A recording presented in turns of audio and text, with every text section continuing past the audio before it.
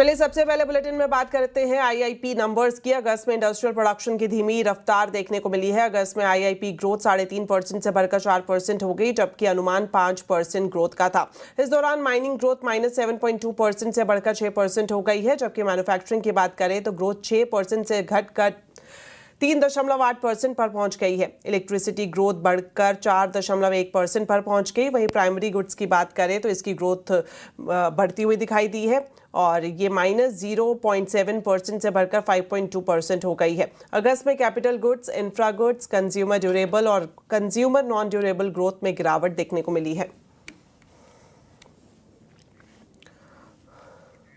दूरसंचार विभाग की नई पहल फ्रॉड रिस्क इंडिकेटर लोगों को साइबर फ्रॉड से बचाने में काफी मददगार साबित हो रहा है। पिछले 3 महीने के अंदर करीब 140 करोड़ रुपए का फ्रॉड होने से बचाया गया है। तो कैसे काम करता है ये पूरा नेटवर्क बता रहे हैं असीम मनचंदा।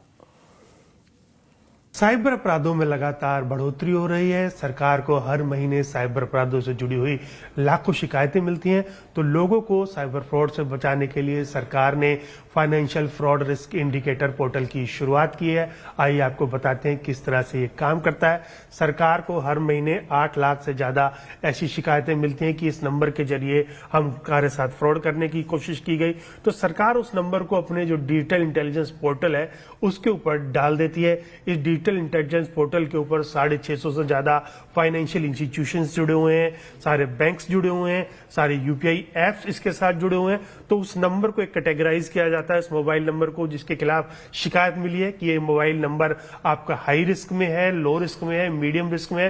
तो आप अगर उस नंबर के साथ किसी भी तरह की ट्रांजेक्शन्स करने की कोशिश करेंगे तो आपको पहले ही दिखा देगा कि ये हाई रिस्क ट्रांजेक्शन्स आप इसमें कर रहे हैं। तो आप इससे सावधान हो जाइए, क्योंकि इसके जरिए आपके साथ फ्रॉड हो सकता है। तो अगर मैं पिछले 3 महीने की बात करूं तो सरकार ने करीबन 8 लाख से ज्यादा अलर्ट सरकार ने इसके जरिए भेजे हैं। इतना ही नहीं, 40 लाख से ज्यादा ट्रांजैक्शन सरकार ने इसी के जरिए रोके हैं।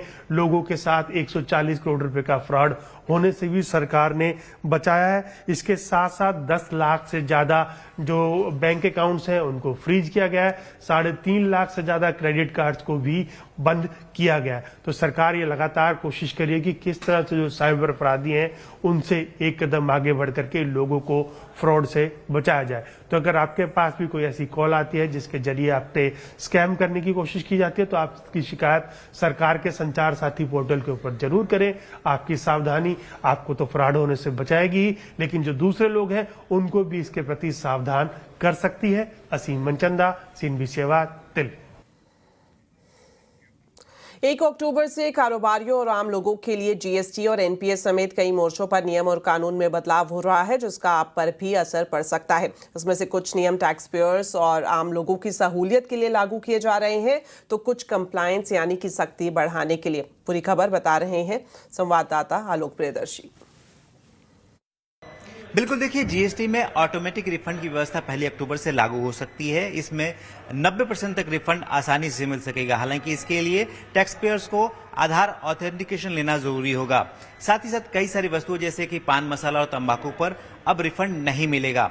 ट्रैक एंड ट्रेस मैकेनिज्म के तहत जो पेनाल्टी के खिलाफ अपील करने की राशि है वो घटाकर 25% से 10% कर दी गई है। इसके अलावा ईसीओज यानी कि ई कॉमर्स ऑपरेटर पर सख्ती बढ़ जाएगी। अगर कोई अनरजिस्टर्ड या कंपोजिशन कारोबारी है, नियम का उल्लंघन करता है, तो इसके लिए ईसीओज पर 20,000 रुपए तक का जुर्माना हो सकता है। दूसरा जो बड़ा बदलाव है एनपीएस से रिलेटेड है। एनपीएस में अब सब्सक्राइबर जो गैर सरकारी है वो 100% तक इक्विटी में निवेश कर सकता है, ज्यादा मुनाफा कमा सकता है। इसके अलावा जो एग्जिट करने की समय सीमा है वो 15 साल के बाद कभी भी की जा सकती है। पहले रिटायरमेंट तक का इंतजार करना होता था। पार्शियल विड्रॉल की भी सुविधा मिल गई है और साथ ही साथ एक प्रान नंबर पर कई सारे मल्टीपल आप स्कीम में निवेश कर सकेंगे।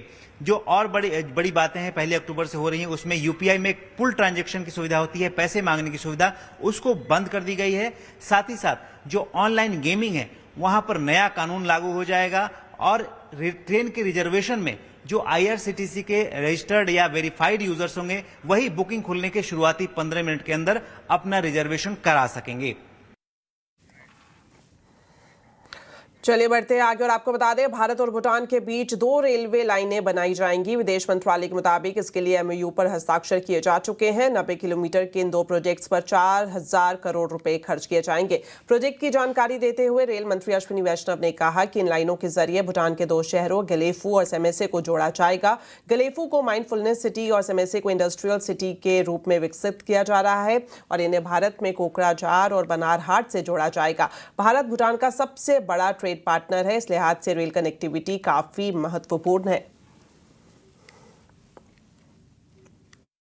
This project is basically connecting 2 very important cities of Bhutan.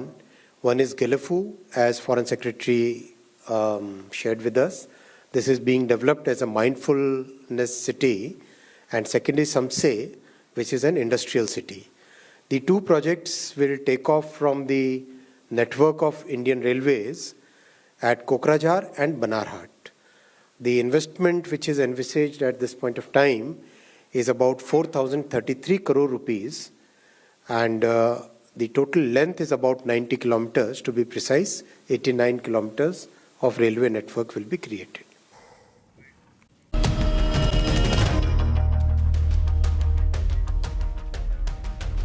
Break के बाद आपका स्वागत है। अब बात करते हैं दुबई में क्रिकेट के ग्राउंड पर पाकिस्तान के खिलाफ ऑपरेशन सिंदूर की। जी हां, टीम इंडिया ने पाकिस्तान पर सर्जिकल स्ट्राइक करते हुए उसे धूल चटा दी। एशिया कप के फाइनल मुकाबले में टीम इंडिया ने पाकिस्तान को इस तरह से धो डाला कि इसकी कसक लंबे समय तक रहेगी। इस बीच दुबई में अवार्ड प्रेजेंटेशन सेरेमनी से पहले जबरदस्त ड्रामा देखने को मिला। फाइनल में पाकिस्तान को 5 विकेट से हराने के बाद फैंस को प्रेजेंटेशन सेरेमनी के लिए करीब घंटे भर से ज्यादा का इंतजार करना पड़ा।